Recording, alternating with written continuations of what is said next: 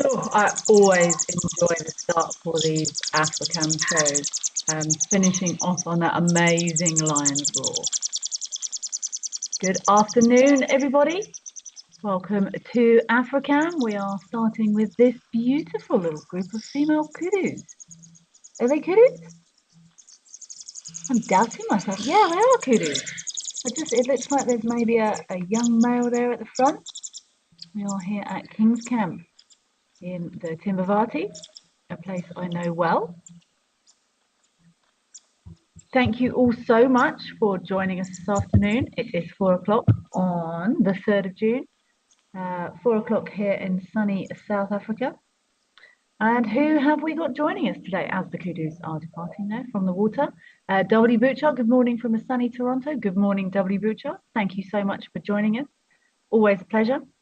Jack De Boer, good morning from Chesapeake in Virginia. Welcome. Thank you for joining us. Look at those kudus. They're going to be crossing over the back of that beautiful hide there. I actually haven't been to this hide. I'm very keen to get in there, and very special to have such an experience at eye level with these animals here that come to drink at King's Camp. Very, very cool. Karu, hello, Karu. You have milk?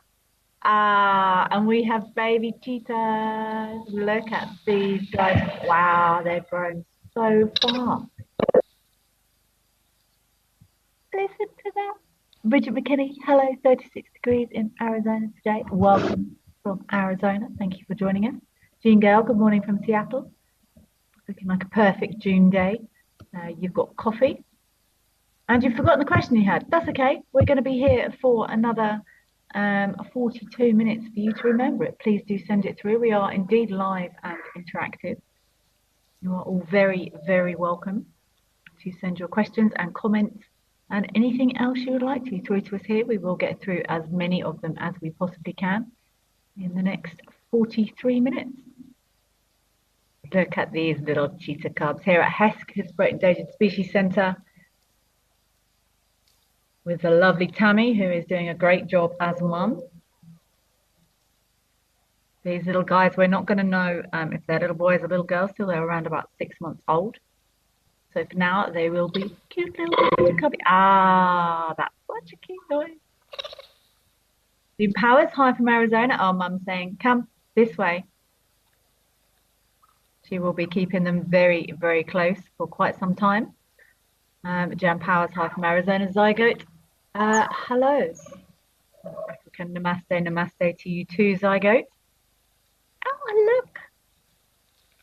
I'm sure we're starting to see characters developing now in these little ones. There's normally a cheeky one, there's normally a cuddly one, there's normally one that wants to be close to mum all the time. So cool to see as these little ones develop and grow. MG Leopard Spots, hello to you too. Ice water and a shot of espresso in ice. Nice iced coffee. Look at them climbing on over there. April Owl, good morning everyone from a sunny Connecticut.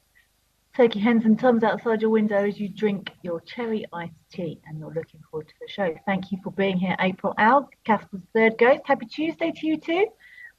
And all else, hot coffee ready for the show. Thank you for joining us, Casper's Third Ghost. Rolling Trouble WA 2019, what that means? Hi, all from Washington. Hello, Rolling Trouble. These little cheetah cubs look like Rolling Trouble to me, with or without the 2019. Janice in Illinois. Good afternoon to you too.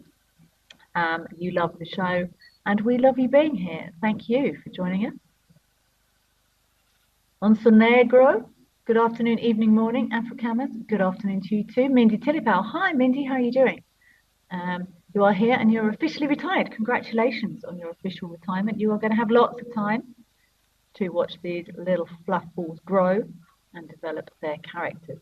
See from that back end there, they really do look like little honey badgers. Jack De Boer, did they name the cubs yet? No, they haven't named them yet. I'm not sure. It's normally down to, I know how it normally works in reserves. I'm not sure how it works here, whether or not they'll wait until, I would assume they'll probably have to wait until they know what sex they are. Which won't come till they're about 6 months old. These little ones were born around about the 30th of April, 30th, 30th of April, 1st of May, somewhere around there. So they're growing very, very quickly. Karu, how long do the cubs have honey badger camo? Not that long, I don't think. I was actually reading the other day. I was doing a bit more. I know they develop it, but I think it does pass relatively swiftly because logic would say you're not going to have a. They need to be sort of honey badger size to get away with having that honey badger camo. I'm not exactly sure when it's all grown out, Kari, to be honest. I'm just thinking back to the cheetah cubs I've seen. Not that many, to be honest, and certainly none that have been this small that I remember anyway.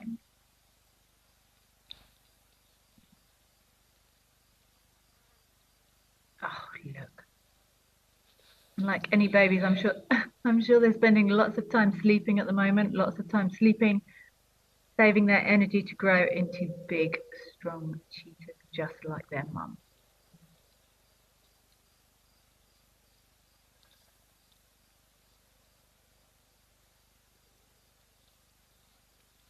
Everyone's having a groom. Cats, as we know, are fastidious about keeping clean. I actually saw a clip, I think it was yesterday. It wasn't very nice. But that someone was watching their cat groom themselves and they would groom, and then they'd stroke that point that they'd just cleaned, and the cat would sort of look at them as if to say, "What are you doing? I've just cleaned that bit."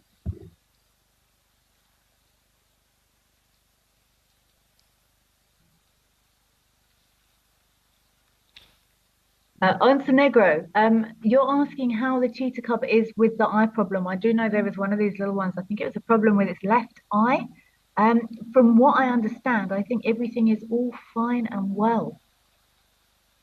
Left eye has resumed normal duties and is absolutely back to normal, which is great news.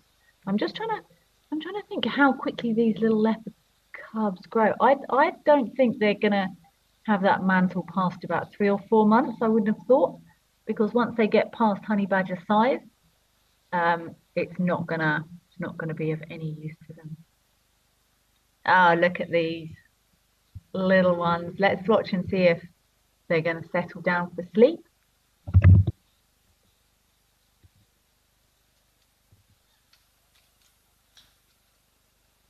They're going to keep playing. I would love to watch them for a little while. Oh, those faces.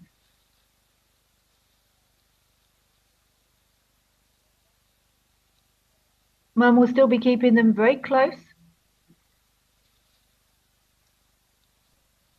I once watched it was a lioness, and she had little. I've seen very small lion cubs before, never small cheetah cubs, not quite this small anyway.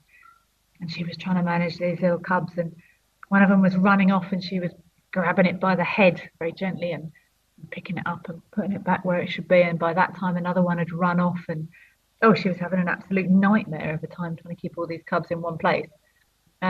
But Tammy here looks like she's doing an excellent job. Look at this.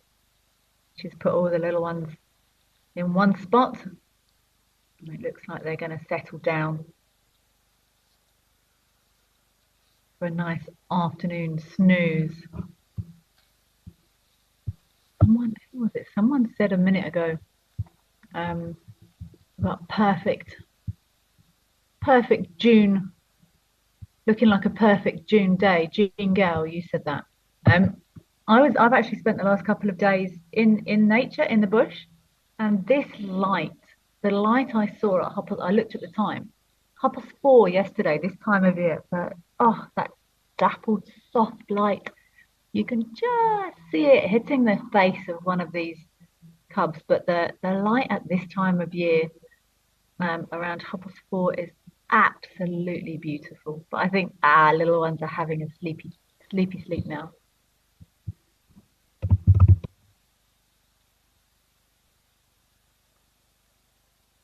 And they've settled down very quickly. But I think if these guys are all going to settle down for a little cuddle time, let's head across to Tembe. I have a good idea that there may be some elephants there. I'm just taking a chance on that one, but it's so nice to see these little cheetah cubs growing so quickly, and you can watch them all day, every day, if you would like to. But for now, let's head across to Tempe, and wow, this elephant has done an excellent job of mud coverage there. But these little pans, these little puddles are drying up a little bit. There's still plenty for them to splash though.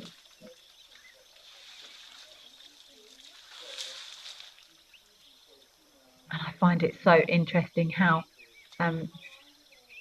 well they get all their bits and pieces and behind ears covered with this lovely mud, keeping them nice and cool.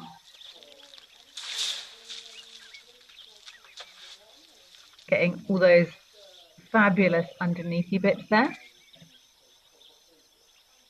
I'm still always very interested in how infrequently I feel like we see breeding herds here at Tembe. But they're around, they do come, but they often don't hang around here at the pans, where these bulls, you're almost always guaranteed to find one of these boys here at Tembe on this fabulous camera at Tembe Elephant Park. Definitely the shadows are starting to get longer earlier on in the afternoon now. The trees are rapidly starting to change colour where I am anyway. This is a slightly different biome up here at Tembe. You can see there's still quite a lot of green here. Slightly different rainfall patterns to here in the low veld, so hopefully these pans, I know in this area many have already dried up. So these boys will be able to splash for some time yet.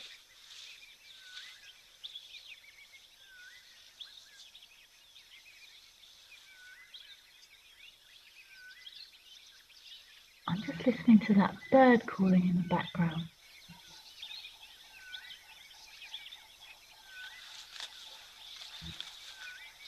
Has this boy had enough? I have been noticing it will definitely help. Corey, still the green ball calling. I was listening to the one that's much further back. I wanted to say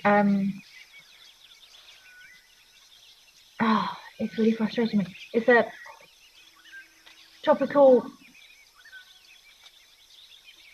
bulbul? No, it's not tropical. I don't know the birds in this area very well. Someone help me. Red-faced mouse bird calling. Oh, is that a buffalo there? I believe that's a buffalo. That's unusual. I've not seen one of these boys here for a long time. Yeah, look at this great big old bull here. It's very settled in the reed. That bird's bugging me. I can hear your mouse birds now, Caro.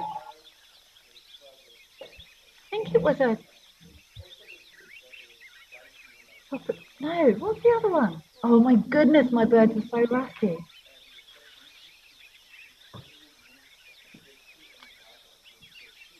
W bush duck. Why are there so many holes there? Because the elephants make them. From what I understand, they have done an excellent job of creating their own little paddling pools there. Tropical.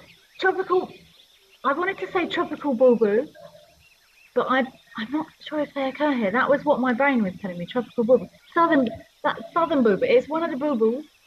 And Caro, I think you're right. It is a southern bulbul. My goodness. Sorry, W. Butcher, I got distracted with the birds there. The elephants will often make their own little paddling pools that will fill up with water during rain, and I've actually seen it there before. Everyone almost has their own little paddling pool, which is a great technique. So there's never any arguments about whose turn it is to have a good old splash there.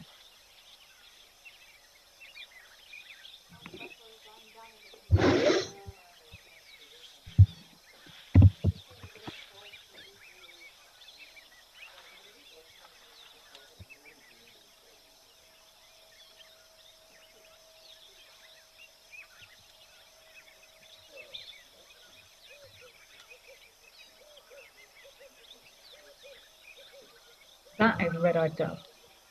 I know that much, but it's unusual to see. I don't recall seeing many buffalo bulls here, which is surprising, because this would be a great spot for them to hang out, as this guy is clearly demonstrating, but it is unusual to see. But maybe they've got a preferred location that they often go to, but with the diminishing water, maybe they're taking what puddles they can find. So a big old buffalo bull, sometimes called Duggar boys, African or Cape buffalo. I prefer to call them African buffalo because we do see them outside of the Cape. Different from water buffalo. Also, I've noticed some people in the States would call what I would call a bison a buffalo, but at the end of the day, it's pretty much the same. And lots of people will often look at this and say, "Oh, it's in the water buffalo." My understanding is that water buffalo are more found in Asia, and lots of people say that they're more placid than our African buffalo. I've never really met a water buffalo, so I'm not going to comment too much. That is for each individual to decide. But this boy has probably spent many, many years following, or not following, being part of big breeding herds of buffalo. And as they get older, they get a little bit slower, and can't be bothered, really. They often break away from the main herd, and they will find a nice little pan or a puddle like this, and they spend a lot of time staying nice and cool, covered in mud. I actually had, I know what I can ask everyone. I had this conversation today. I would love to hear everyone's thoughts. I'm not sure what. I'd like to watch this buffalo for another minute or so. It's a little bit tricky to see on, wow, those bubbles are going a bit mad. Anyone's thoughts or opinions on buffalo often have bald patches under their eyes. There's a few trains of thought. One is it's where water from the eye just sort of takes the fur off. Another one I've heard is that the ears flick under the eyes, but I'm watching this buffalo here and I can't see those ears going anywhere near their eyes. But anyone that's heard any other theories behind this, can't even really see it that clearly on this buffalo. Well, I saw one earlier today and it had almost, a friend I was with said it looked like a adamant face mask. Very bald patches under the eyes and also down the face a little bit. So if anyone has any opinions, remember we are completely live and interactive. I would love it if you could share them with me. I'm starting to, everyone doesn't know everything. And I just enjoy these conversations and getting everyone else's thoughts on reasonings for things, because books can tell you one thing, and then sometimes you can see things that are completely different. It's very nice to see this big buffalo bull here, though. I wonder if he'll hang around for a while. Maybe now he's found the spot. Maybe this is where he will be. I think let's head across to, I think we had an elephant at Eldono.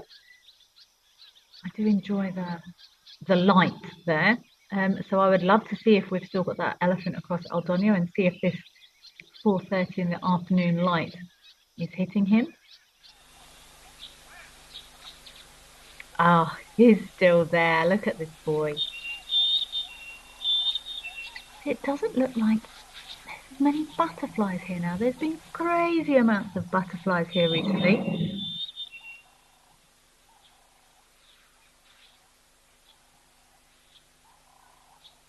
He's quite happy, relaxing there, hey? Oh, I think I've seen this elephant before. He's got quite a ripped ear. That I never know whether to call it a left or a right ear. As we look at him, it's his left. I guess if I was him, it would be my right ear. But there's quite a lot of damage there to the outside of his ear. He's come for a drink, maybe?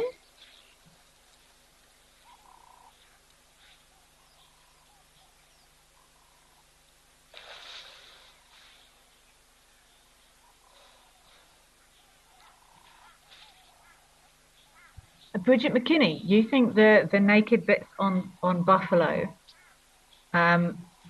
rubbing on trees? It could well be. Mindy Tilipau, you always thought their horns seemed to be pushing their ears out of the way. That's also a very valid point. Yeah, the best. I might actually try and do some research. I'm sure there's science papers on it, but I've never read one, so I was just interested in what everyone's opinions were. But this elephant does look like he is here for a drink. Seems to be dropping quite a lot of it though.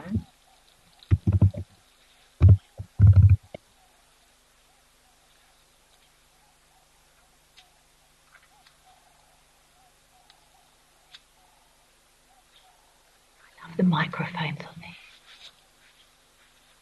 You really feel like you're completely present. You hear every slosh and tail snap.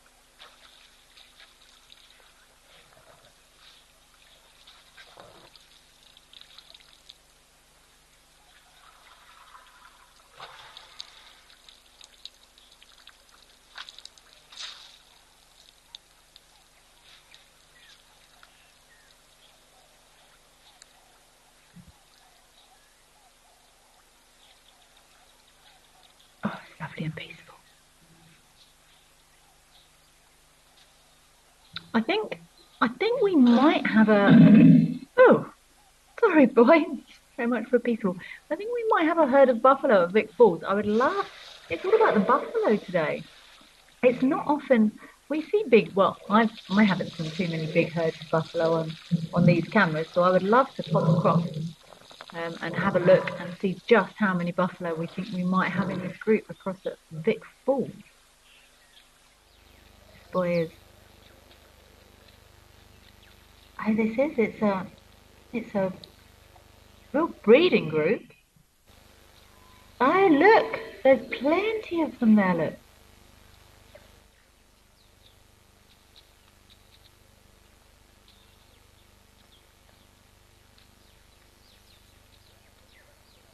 You can see how dry. There's not too much grass available around that pan now, and this is actually a common time for buffalo to come for a drink.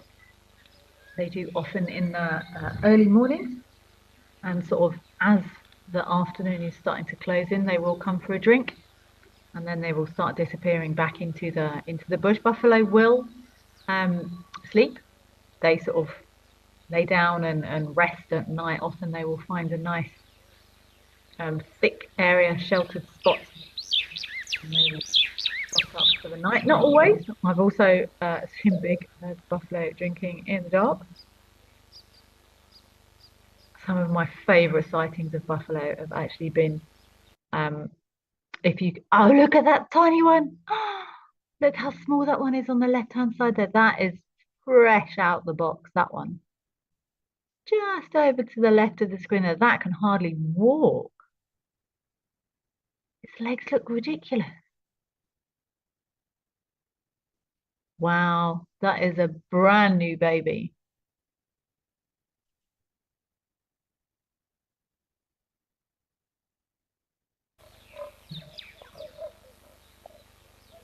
There is often, yeah, I was just about to say there is often quite a lot of sound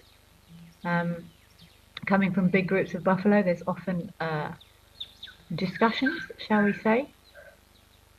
It can get quite vocal, but some of my favourite sightings of buffalo have been if you find a big group or you find tracks of a group, especially in the early morning or late afternoon like this, if you can try and anticipate where they're going to go, is just getting across to a water point that you think they might need to drink at and waiting and becoming a bigger and bigger supporter of taking time in the bush. And these amazing cameras really allow us to do that.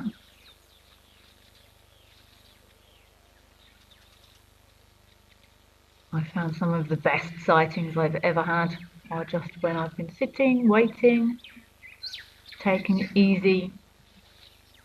I've had some fabulous sightings of buffalo, and they've come out of a thicket or thick area, and they emerge, and often early mornings, late afternoons, the light is quite spectacular. Big herds of buffalo, you can often actually work out where big herds of buffalo are by looking for the dust, especially from a high up angle like this. If you can see clouds of dust, that is not near a road or anything else that might be picking up dust. You can sometimes have a guess that there's maybe buffalo coming, and anticipating that is joyous in itself. I get a lot of joy from thinking something might happen and then it actually happens.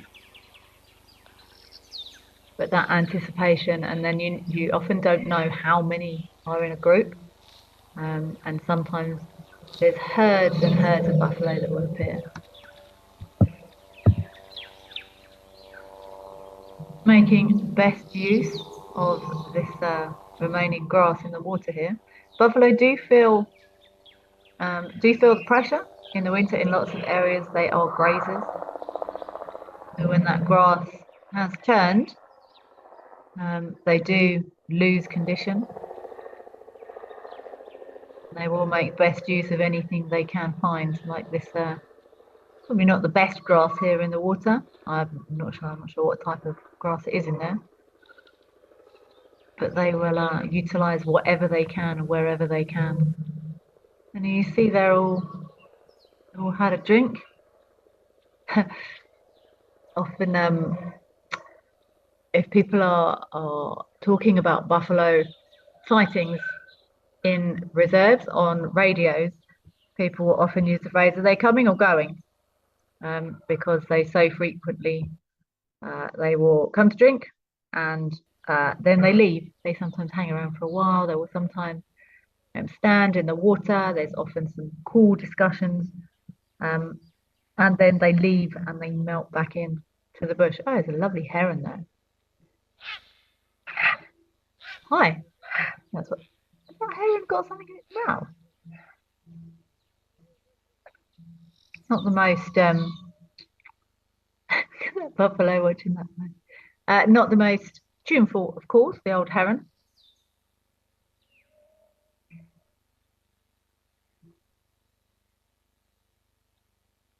Looks like there is a white splatter there on that rock. Maybe this is a favoured perch of this heron.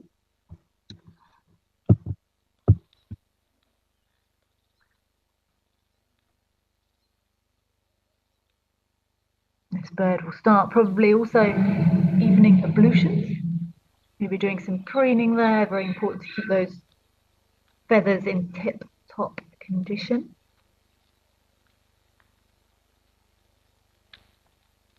What's going on with this buffalo? What's she hanging around here waiting? Is she the last one left?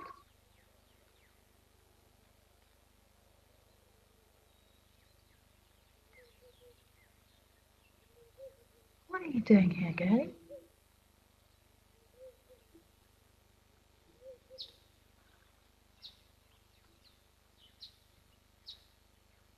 Although I'm saying girly, I'm now looking to see if that is there something under the tummy there. It could be a penis sheath under the belly.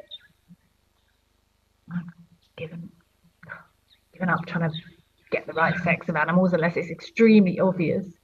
Ooh, I saw something amazing a couple of days ago. No, day before yesterday. I saw, see that? No, makes me think that might be a male, a young male. But either way, obviously decided to make its way back to the rest of the group. I saw mating giraffes,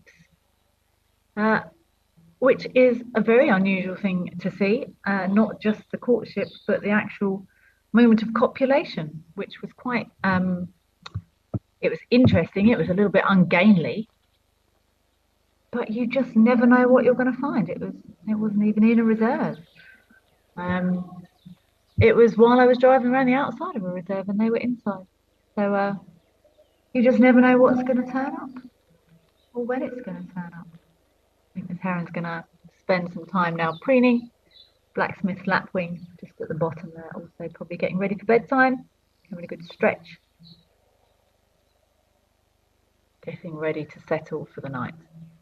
Okay, that was lovely to see that big group of buffalo come for their afternoon sundowner there. I think we could head back across to Eldono. I'd love to see what that elephant is getting up to there. He's still hanging around. You see this light has changed in the last sort of few minutes. He is super relaxed here. Looks like he's going nowhere anytime soon.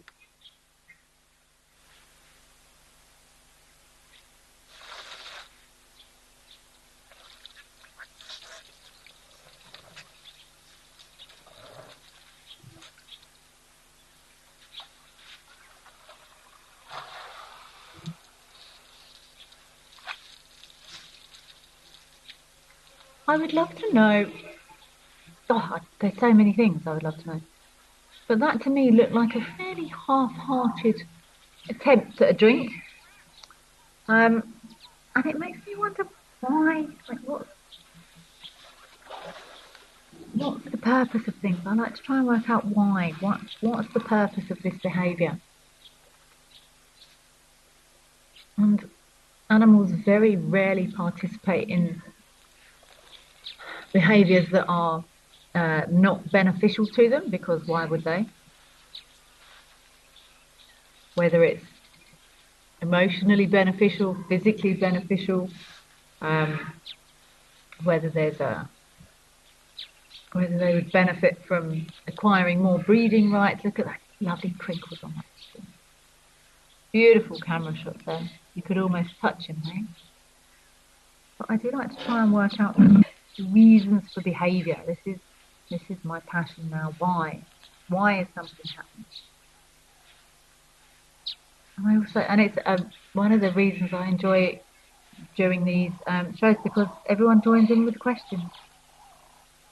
I do not claim to know everything at all, and I love hearing everyone else's thought processes and reasons why they think something would be happening. And we might not ever know.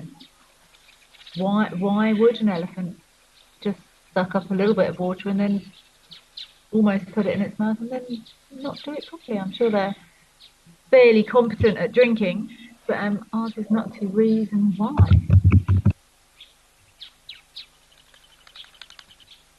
Our doves are coming in for evening drinks, but I would love to. I think we might have some crocodiles across the amazing Tower Waterhole. I've been really enjoying these crocodiles lately. They're amazing too. I only noticed the massive changes in colour in a couple of them recently. Is there? I'm trying to. Oh, they're in the shade. I think that's 3 of them there. Is that 3? They all seem very companionable. I don't think crocodiles are particularly known for their social structure, so to speak.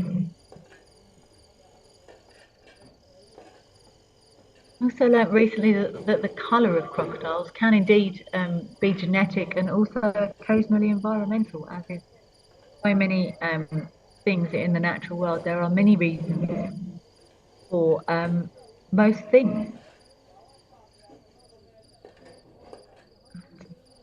Lots of physical adaptations and changes can be impacted by a variety of different external factors.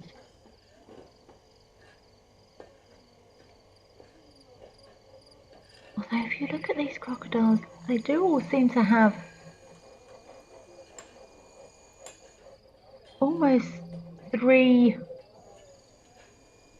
2 to 3 pale and then a dark line through their tail there, although the one on the right, much more broken up, those black spots. Also a genetic factor.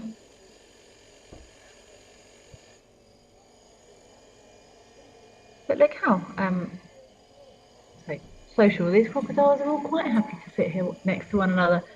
I suppose there's not vast amounts of space here, but normally see them at jams and pans. They'll sit sort of in different areas, but these guys all seem very happy together. W. Butchart, if elephants are herd animals, why would he have been by himself?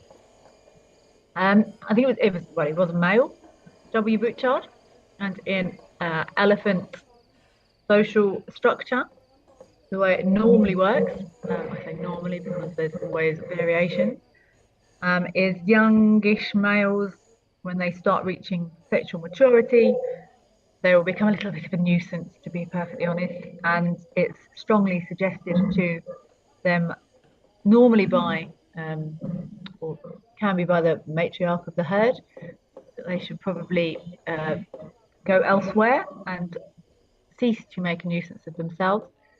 They can get quite bolshy. If there are females in estrus, the young boys can get a bit silly. And it's suggested that they're just a nuisance. So they go off and leave, and they will carry on their own. Often they will form quite a bachelor herd. It will be a group of males, but they don't often associate particularly closely. They will, maybe 3 or 4 will be generally found in roughly a similar area, but they don't need to be with family groups. Look at the beautiful scales or osteoderms, or however you would like to phrase those colorings on those crocodiles. Beautiful shot there in that light. See, 4:30, early June, lovely light. But yeah, he'll be quite happy on his own, W. Butchart. He will occasionally follow breeding herds. You often find breeding herds of elephants being followed by a big bull, seeking to establish if any of the females in the group are currently sexually receptive and available for successful matings. You often find big males following these breeding herds. So that is why he is on his own, because he doesn't need to be with anyone else. And it could be that the family groups in the area have been successfully trailed by a bigger, larger, stronger bull. So he's just biding his time.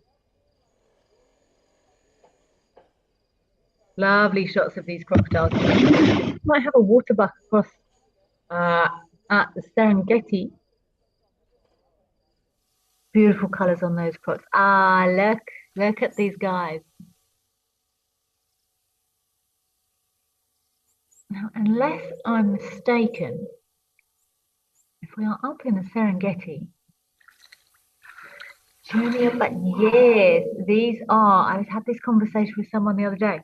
It's the faster waterbuck, so not the same as the waterbuck we see in this area of South Africa. If you've seen waterbuck, I'm sure you have on the Oliphant's cameras or Sabi Sands cameras. They have a clear white circle on their butts, but these guys have a it's not a circle, it's just it's a marking across their back end, which does. And these waterbuck look like they've got darker legs as well. I've never seen the two stood next to each other, because geographic appreciation determines that will not happen unless humans get involved. So this is very cool, seeing these Tafasa waterbuck as opposed to the ellipsum waterbuck that we see further down in Africa. Minda Tilipau, Kelly, do I think the crocs just tolerate each other, or do they seek out company? Oh, big questions there, Mindy. It's so hard to know. I don't know. My gut would say they tolerate each other. There's more waterbuck coming. But I don't know.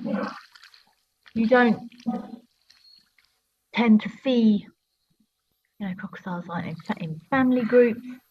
I have seen many crocodiles along the edge of dams and pans, close sort of close together, but more when there are it's density, and I feel like there's nowhere else for them to go and sit, so they sit across the edge of they will tolerate each other. But I don't know, Mindy. How do we even find that out? It could be that these maybe these crocodiles at Tau, they have been there quite a long time. I know because I was they were there 12, they were there 10 years ago, so they've been there quite a long time. Maybe they have tried to leave the area before, which crocodiles can sometimes do, and have found no other alternative areas to inhabit around that area. So maybe they've resided themselves to, that's where they're going to stay forever, and as a result, maybe they're more tolerant of each other. I have absolutely no idea, Mindy. I wish I knew. If only we could get a better understanding of how these animals think. But then it would take away the mystery. But look at this lovely little group of Tafasa waterbuck. And they've definitely got darker legs than I'm used to seeing, I think. I've only seen these in person, in Waterbuck, once, when I was up in Rwanda. It's the only time I've had an opportunity to see these. On Negro, these look so much like American deer. There's lots of different types of deer, I've learned as well. I definitely don't have a good understanding of deer. My antelope identification and understanding is better, but I do know these waterbuck have beautiful heart-shaped noses. Look at that girl showing us, so lovely. Long shaggy coats. And really living up to their name here. Waterbuck, often found around water, very water dependent. They will use water as an escape route. If they are approached or chased by a predator, you will often find them running into water. Is she sniffing the camera there?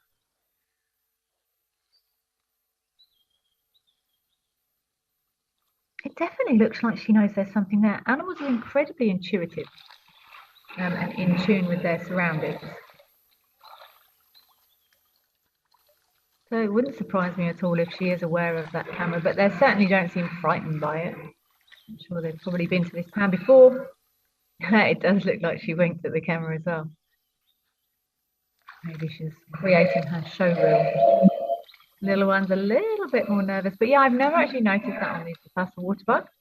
They definitely look like they've got darker legs than our ellipse and waterbuck as well. Ah, that's a great image of her nose. Completely white. And I don't feel like I've ever noticed that on ellipse and waterbuck either. I'm going to find a picture. Ah, there's a lovely big male coming. I'm going to find a picture and put them both next to each other and do a proper comparison. I'm sure we know about the ring at the back. And I'm sure they've got darker legs. That male actually looks quite a bit darker as well. That is what I shall do. And it looks like he's got more black on his face as well. Huh. It's not until you really take a look, hey? But thank you all so much for joining us this afternoon. Unfortunately, we are out of time. But please do stay tuned to all of these cameras. We will be back soon. But in the meantime, keep an eye on everything. And I look forward to talking to you all again soon. Enjoy the rest of your Tuesday and stay safe out there. Take care. Bye-bye.